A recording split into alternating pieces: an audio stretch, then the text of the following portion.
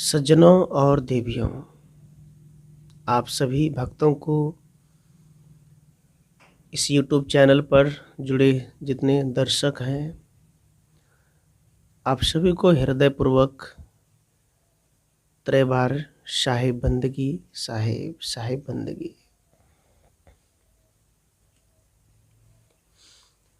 आज के सत्संग का प्रसंग है समाधि। और मैं एक जानकारी और दे दूं, आज की सत्संग में जो प्रसाद वितरण होंगे उस प्रसाद के लिए हमारे एक भक्त ने सहयोग दान किए हैं, राशि भेजे हैं, जिनका तस्वीर आप स्क्रीन पर देख रहे हैं। उसका नाम है मिस्त्री मनसुख भाई, मुगरी आनंद, गुजरात से फर्नीचर के काम करते हैं और मेरा प्रवचन को हमेशा सुनते रहते हैं, मगन रहते हैं, काम भी करते हैं। उन्होंने फ़ोन किया, गुरुजी प्रसाद के लिए कुछ भेजना चाहते हैं। संपर्क किया और उन्होंने 2100 रुपया सदगुरु कबीर धाम बेला बिहार में उन्होंने 2100 रुपया भेजा।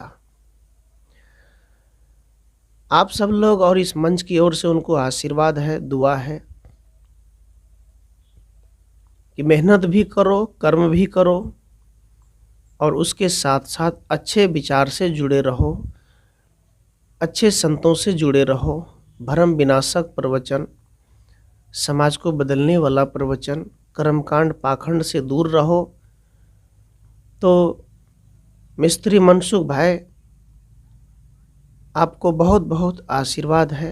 आप खुश रहो, प्रसन्न रहो और मेहनत करो और साथ साथ सत्संग भी सुनो। अब आइए, अब हम लोग सत्संग के विषय पर चलते हैं।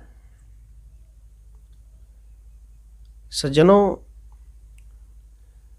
समाधि को लेकर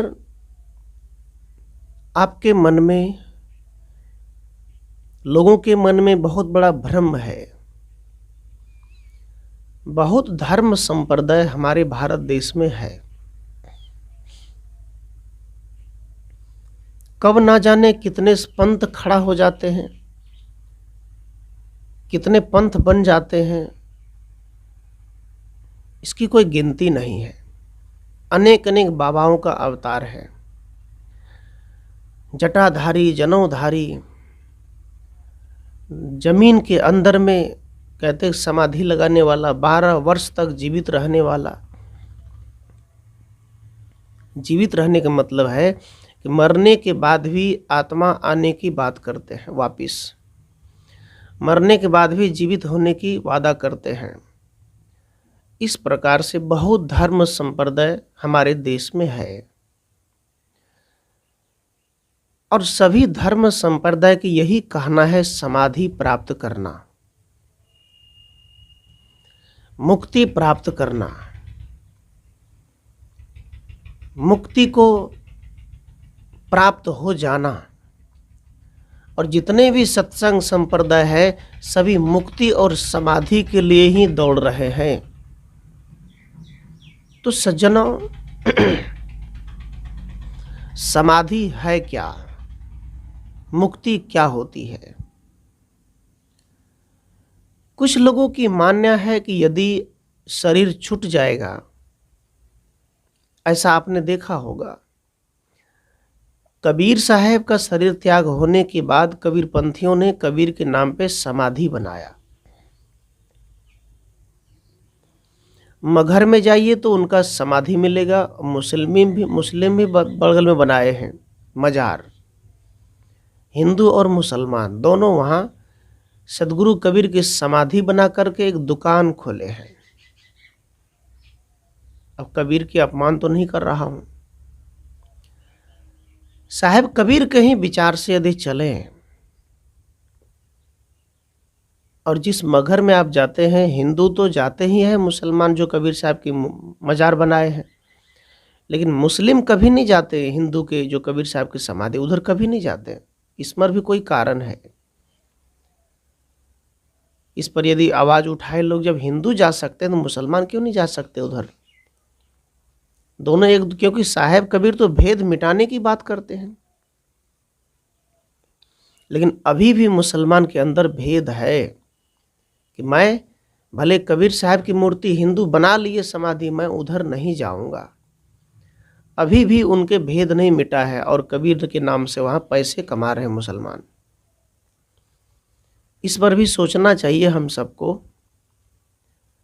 आइए समाधि। सज्जनों, कुछ लोग जब मर जाते हैं तो उनके नाम पर मरने के बाद समाधि बना दिए जाते हैं। ईटा पत्थर जोड़कर, कंकड़ पत्थर जोड़कर, और समाधि बनने के बाद वहां धूप बत्ती दिखाना शुरू हो जाती है। लोग दीपक जलाते हैं, अगरबत्ती जलाते हैं।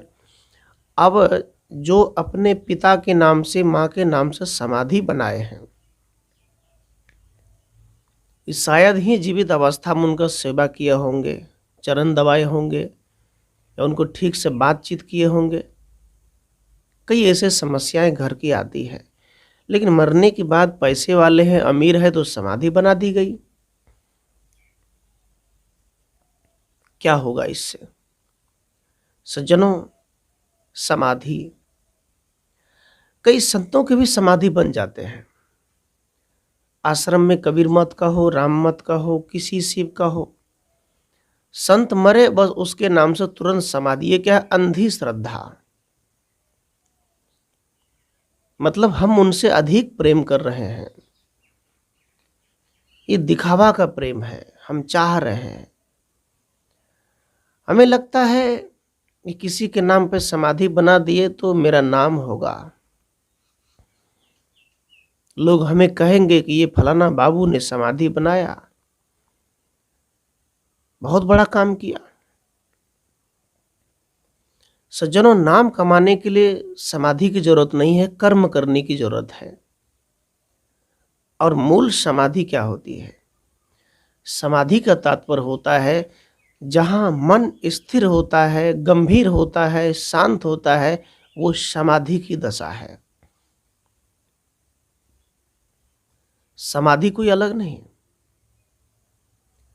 आपके मरने के बाद यदि कोई समाधि बन रहे हैं तो समझो उस समाधि नहीं है, बस उनके नाम पर एक आप उपकार कर रहे हैं कि मैं आपसे प्रेम कर रहा था। आप जीवित में कर रहे थे, नहीं कर रहे थे, पता नहीं। समाधि की दशा। सब जगह जाइए, गांव में, बाजार में, अभी बाबा साहब अम्बेडकर की इतने बड़े मूर्ति बनाए गए समाधि। सच पूछो, संविधान की पूरी बातें यदि लागू कर दी जाए भारत में तो समाधि बनाने की जरूरत नहीं पड़ेगी किसी की भी। बस उनके रास्ते पर चलना शुरू हो जाए तो समाधि की जरूरत नहीं है। समाधि है शांति की दशा। ये पत्थर बनने से शांति नहीं मिलेगी। यदि समाधि में जाना चाहते हो तो आंखें बंद करो और आंखें बंद करके बैठो। सुबह में बिस्तर छोड़ते हो और बिस्तर छोड़ते ही सुरती की याद आती है, तंबाकू की याद आते हैं। लोग उस समय गांजा पीना शुरू करते हैं। सुबह उठते हैं, गाली गलौज करते हैं। सुबह उठते हैं, अभद्र चिंतन होता है। सज्जनों, यदि एक क्षण भी समाधि में चले गए तो कई तपस्या के बराबर है। एक क्षण भी समाधि में चले गए, अर्थात एक क्षण भी मन को शांत किए, एक क्षण भी अपने आप को अकेला महसूस किए, यदि एक पल भी अपने आप को उस मायावी पदार्थ से दूर करके शांत एकांत में आंखें बंद करके बैठ गए, तो साहब कहते समाधि की दशा है। लेकिन ऐसा होता नहीं।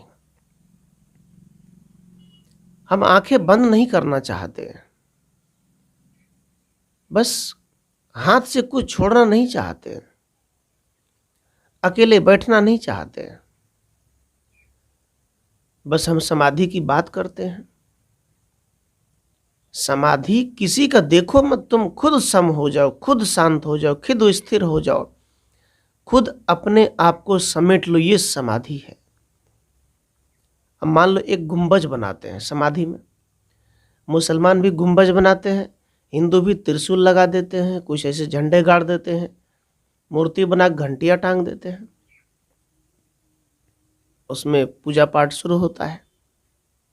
सज्जनों, गुंबज, ये हमारा शरीर ही गुंबज है, ये मस्तिष्क ही त्रिशूल है, और सत्य ही शिव है, शिव ही सत्य है। तो सत्य क्या है? सत्य है निज आत्मा, आत्माराम, चेतन आत्मा, निज स्वरूप। और कबीर देव कहते हैं, इस शरीर रूपी गुंबज में यदि हम शांत स्थिर होकर बैठते हैं,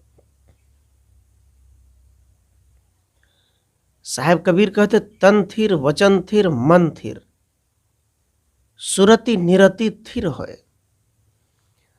कबीर देव कहते हैं जब तन स्थिर होता है, कितने लोग सत्संग में बैठेंगे तो हाथ हिलाते रहेंगे, मतलब हाथ हिलाने का तात्पर्य है खुजलाते रहेंगे, चौकी पर बैठेंगे लात को डुलाते रहेंगे। इस प्रकार ध्यान में बैठो तो शरीर स्थिर नहीं, सोते हैं, झपकी लेते हैं, तो समाधि कहाँ लगी है? तन थिर। समाधि में जाने के लिए पहले अपने आप को शरीर के स्थिर करो। जब शरीर कंट्रोल होगा, जब हम शरीर में भांग, तंबाकू, मांस, मछली, शराब, अंडा आदि खाते हैं, तो शरीर समाधि की दशा में नहीं पहुंच सकता, क्योंकि इंद्रियां जिह्वा स्वाद में दौड़ रहे हैं। मन थिर। जब शरीर स्थिर होगा तो मन भी शांत होगा, और जब मन गहरी शांति में उतरेंगे तो वह है समाधि की दशा। मैं आप सबसे यही कहना चाहूं, यदि आप एक डॉक्टर हैं, यदि आप पढ़ाई की काम करते हैं, यदि आप एक वकील हैं, यदि आप एक किसान हैं, यदि आप एक बिजनेसमैन, दुकानदार है, या कोई राजमिस्त्री का काम करते हैं, या कोई साधु है, हम सबकी बात है। साहब कबीर कहते हैं काम तो करो। काम पे जाने से पहले जैसे आप अपने मोबाइल को चार्ज करते हैं, ऐसे ही हर व्यक्ति को सुबह में समाधि में जाकर अपने आप को चार्ज करना चाहिए। वो समाधि क्या है? ध्यान की समाधि। 10 मिनट, आधा घंटा, जब भी समय मिले हर व्यक्ति को, चाहे बड़े से बड़े काम करने वाला क्यों ना हो, स्नान के बाद एक कमरा, एक स्थान चुन लो और वहां जाकर बैठ जाओ। सोचो साथ क्या जाएगा, विचारो मेरा क्या है, विचारो आज तक बचपन से लेके 50 की उम्र बीत गई और इतने बीच में क्या क्या मिला, क्या क्या पाए, और आगे हम क्या प्राप्त करेंगे, आगे क्या हाथ आने वाला है, ऐसा चिंतन करो। चिंतन ही साधना है। यदि गलत चिंतन हो जाए तो आदमी की बर्बादी है, और अच्छे चिंतन हो जाए तो आदमी की साधना में सहायक काम होंगे, सहायक सिद्ध होंगे। इसीलिए सज्जनों, साहेब कबीर मनुष्य जीवन को शांतिपूर्वक व्यतीत करने के लिए एक सूत्र बताते हैं, कर्म करो और कर्म के साथ साथ ध्यान चिंतन करो। वो अपने ही घर में करो, किसी भी तीर्थ में, किसी भी जंगल, झाड़ी, पहाड़ में जाने की जरूरत नहीं है। हर एक व्यक्ति अपने अपने मन को मांजे, क्योंकि मन ऐसा है, यदि आप एक कोने में बैठकर कागज में कलम लेकर और कागज में लिखो मन की विचार को, मन की बातों को, तो ऐसा लगता है, सच मानो, कि मन में इतनी बातें चलते हैं कि यदि आप कागज में लिख लो तो किसी को पढ़ा नहीं सकोगे, कोई पढ़ नहीं पाएगा, शर्मिंदा होगा, शर्मिंदगी होगी। इसी प्रकार उसी ध्यान समाधि में जाकर यदि हम मन को मारते हैं तो बड़ा ही आनंद आएगा। एक चौकीदार चौकीदारी कर रहा था। एक संत उसी रास्ते से जा रहे थे और चौकीदार ने सोचा ये महात्मा जाते कहाँ हैं, ये 4 बजे रात में चले जाते नदी किनारे, कहीं ये चोरी वोरी तो नहीं करता है, इनका पीछा किया जाए। चौकीदार ने साधु का पीछा किया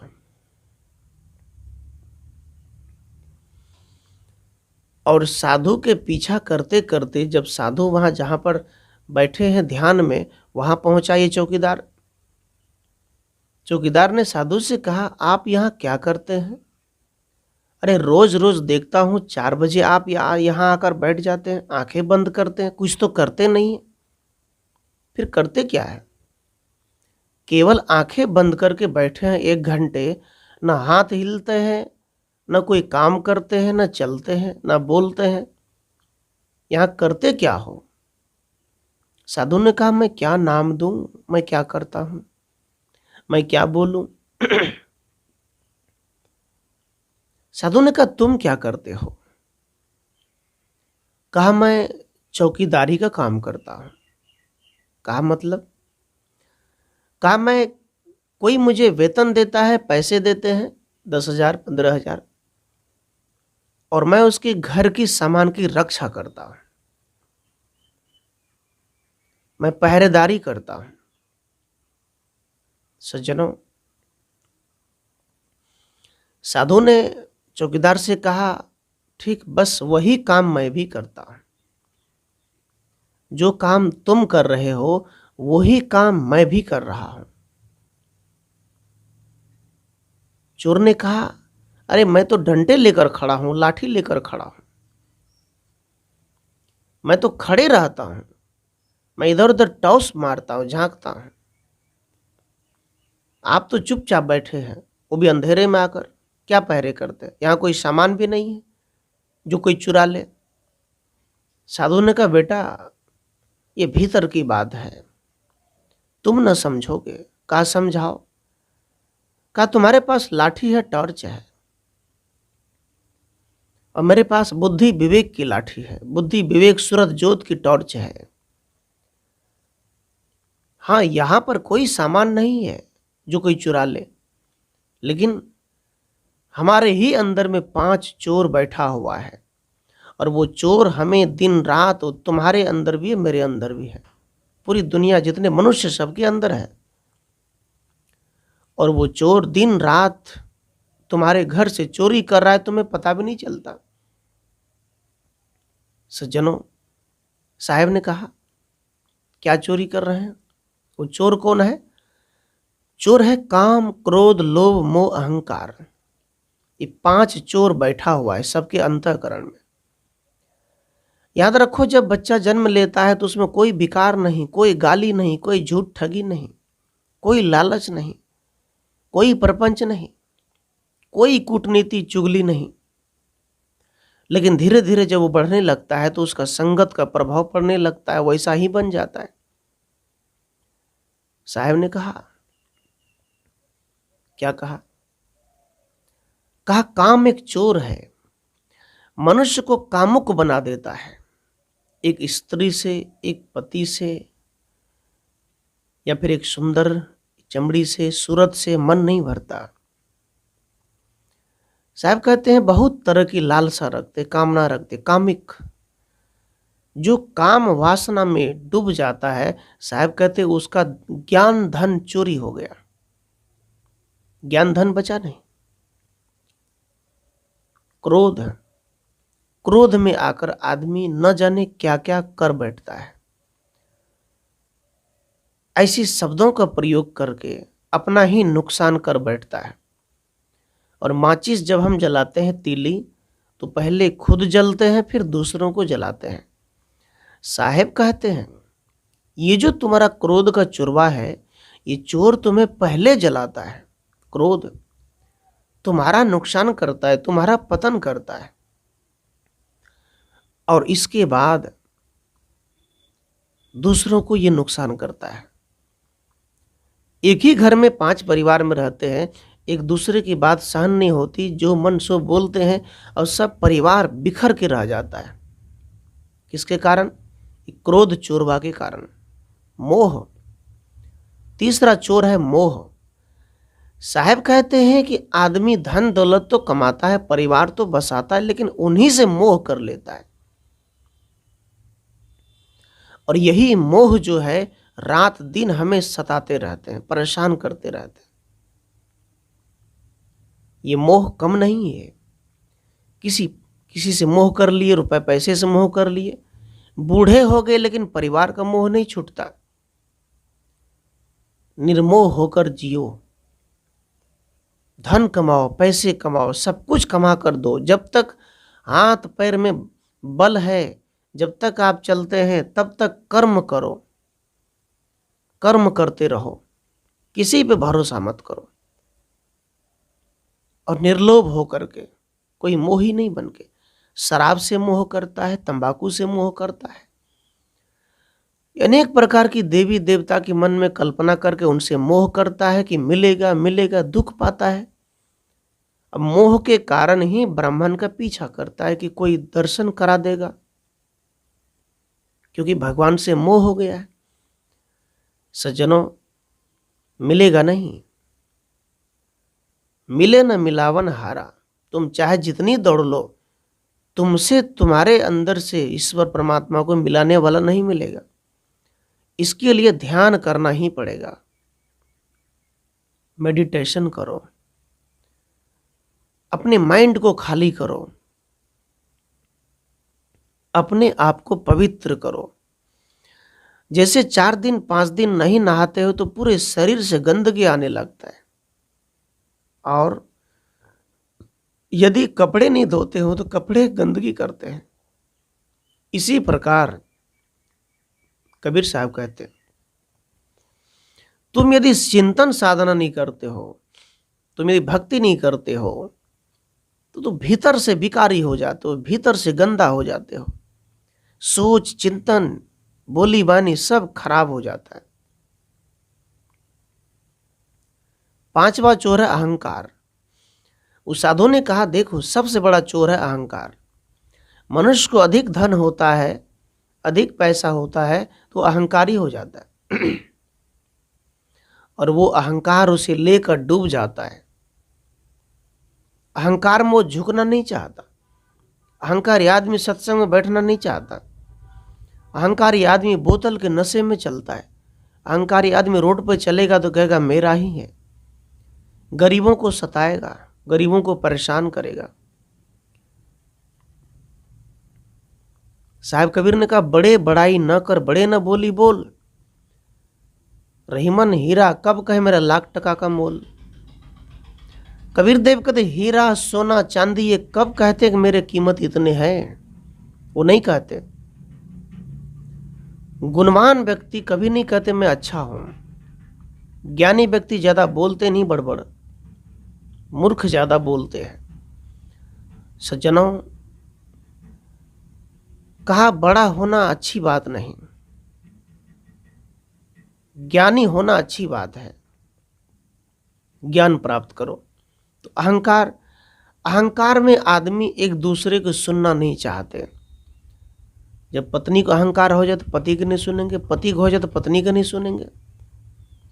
एक सहन शक्ति, एक सोचन शक्ति ये हो जाए तो ज्ञान हो जाता है। तो साहेब कबीर की प्रसंग क्या समाधि। उस साधु ने कहा, बेटा मैं यहां बैठकर, मुझे पता है कि मैं भी 24 घंटे काम करता हूं, लेकिन 1 घंटा मैं निज अपना काम करता हूं, भीतर का। तुम भी करो। ये बाहर की चौकीदारी से काम नहीं चलेगा, भीतर की चौकीदारी करो। तुम्हारा चोरवा जो है तुमको मांस खिलाता है, शराब पिलवाता है, भांग धतूर गुटखे पुड़िये खिलवाता है, ये चोर ही तो है, तुम्हारे ज्ञान को हर लिया। इसको बाहर करो। तो साधु क्या कर रहे थे? भीतर की चौकीदारी, कि 24 घंटा माया विषय मन में डालते हो, 1 घंटा ऐसी चौकीदारी करो कि भीतर साफ हो जाए, पवित्र हो जाए, निर्मल हो जाए। और निर्मल मन, रुका हुआ मन, झुका हुआ मन, सरल मन, विनम्र मन, शांति स्वभाव वाला व्यक्ति ही समाधि में जी रहा है। शांत मन मक्खन हो जाए, उसको हम समाधि कहते हैं। भले आप जितने कंकड़ पत्थर जोड़ लो, समाधि बना लो, उससे कुछ नहीं होगा। समाधि तुम्हारा शरीर है और तुम अपने आप को शांति में दशा में ले जाओ। इसके साथ साथ गुरु की भक्ति करो। गुरु का भजन, गुरु का सत्संग किए बिना समाधि की दशा नहीं आएगी।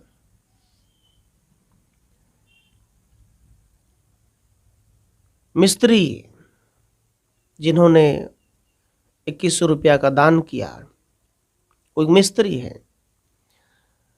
आप एक बात याद रखना, जो किसान होते हैं, जो मेहनत करने वाले होते हैं, जो साधु चिंतन करने वाले होते हैं, नए नए विषय खोलने वाले होते हैं, जो कड़ी मेहनत करने वाले होते हैं, उनके पास आप जाकर देखो, काम करके घर आएंगे, जैसे ही बिस्तर पे जाएंगे भोजन करने के बाद वो तुरंत सो जाते हैं, कोई चिंता नहीं। आपको भी घर में कभी खिड़की साफ करनी चाहिए, कभी बिस्तर साफ करनी चाहिए, कभी टेबल पोंछना चाहिए, कभी जो कामें है जो गंदे पड़ गए उसे साफ करना चाहिए। ऐसे में क्या होता है, मन बटा रहता है और कर्म करते हैं तो उसी शरीर में नींद आती है, चिंता नहीं होता। एक बार की बात, एक संत के पास एक शिष्य गया, कहा गुरुदेव हमें आपसे गुरु मंत्र लेना है। गुरु मंत्र दिया। गुरु मंत्र में 3 बातें बताए। आजकल नाम दीक्षा का होड़ लगा हुआ है, 3 सीढ़ी में नाम दिया जाएगा, 3 स्टेप। एक बार नाम दीक्षा लो, फिर से लो, तीसरे बार लो। क्या मतलब? अरे तुम्हारा शरीर छूट जाएगा तो 3 का इंतजार करोगे? जो लेना है बुद्धि ज्ञान जगाओ, एक बार ले लो, चलो उस रास्ते पर। 3 बार में क्या लेते हो? तो नाम दीक्षा का होड़ लगा हुआ है। गुरु बांट रहे हैं कि मेरे से जुड़ो, तुम्हारा जल्दी कल्याण हो जाएगा। मैं कहूँगा गुरु तो करो, लेकिन अपने आप से जुड़ो, गुरु के ज्ञान के माध्यम से अपने आप को जगाओ। तो गुरु के पास गया, नाम दीक्षा लिया, गुरु ने 3 मंत्र दिया। आजकल गुरु लोग क्या देते हैं? सोहम जाप देते हैं, क्या क्या देते हैं, अलग अलग प्रकार के नाम होता है। किंतु क्या होगा? कोई राम नाम जाप करेगा, कोई सतनाम जाप करेगा, कोई शिव नाम जाप करेगा। हाँ, एक अच्छी चर्चा, अच्छी ज्ञान बातें जो होती, जाप होता है, मन शुद्ध होता है। लेकिन मूल जो है जाप क्या है? तो गुरु ने चेले से कहा 3 मंत्र मैं तुमको देता हूं, पालन करना। कहा ठीक है। कहा बेटा किला में रहना। दूसरा मंत्र खुआ मलिदा खाना। तीसरा मंत्र फूल की सैया पर सोना।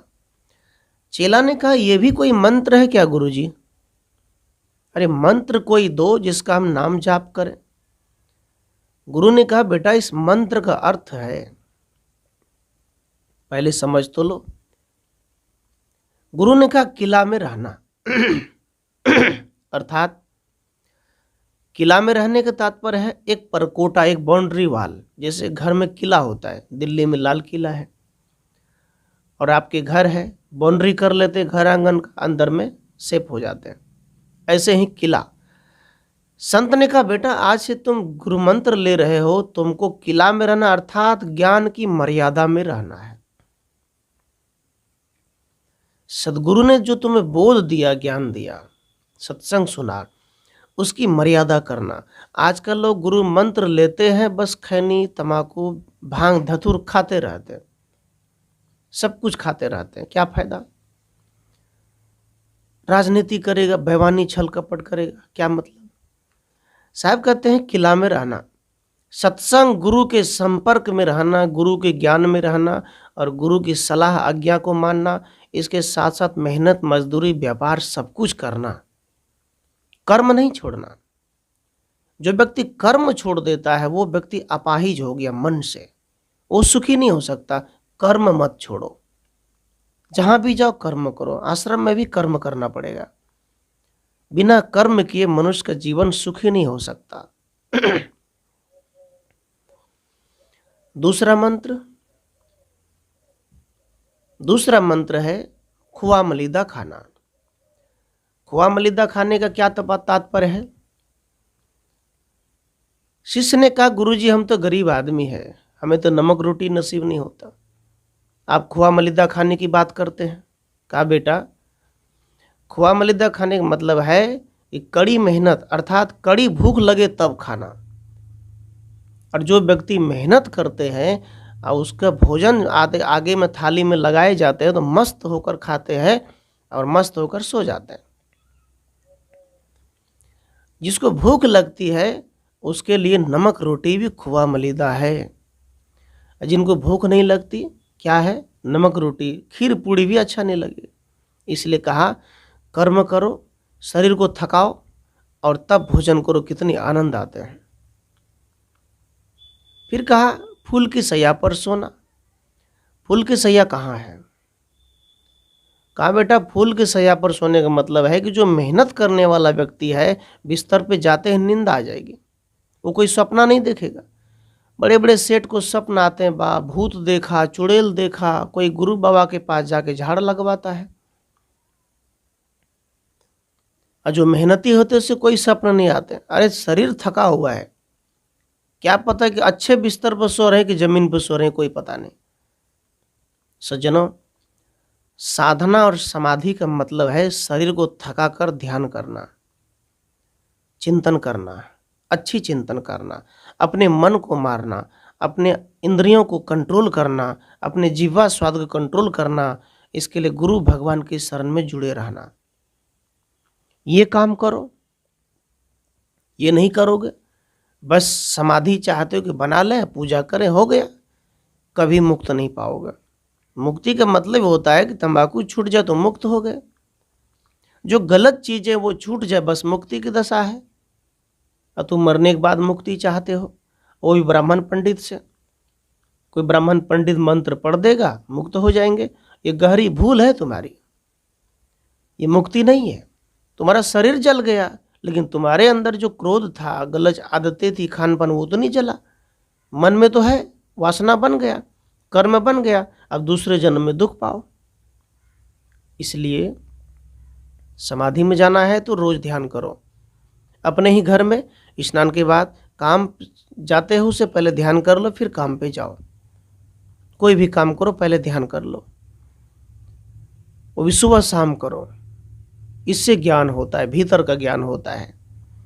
सज्जनों, मैं कुछ देर निवेदन किया आप सबके बीच। मैं उस मिस्त्री साहब को, मनसुख जी को बहुत बहुत आशीर्वाद देता हूँ। आपने मेहनत करके प्रसाद के लिए 2100 रुपया भेजा। आशा करता हूँ आप और मेहनत करें, आपके बच्चे और आपका मन सही रास्ते पर जाए, यही शुभ शुभ आशीर्वाद है आपको। विचार अच्छा लगा तो चैनल को सब्सक्राइब कर लें और आप सबके अंदर बैठे राम को 3 बार साहिब बंदगी साहिब।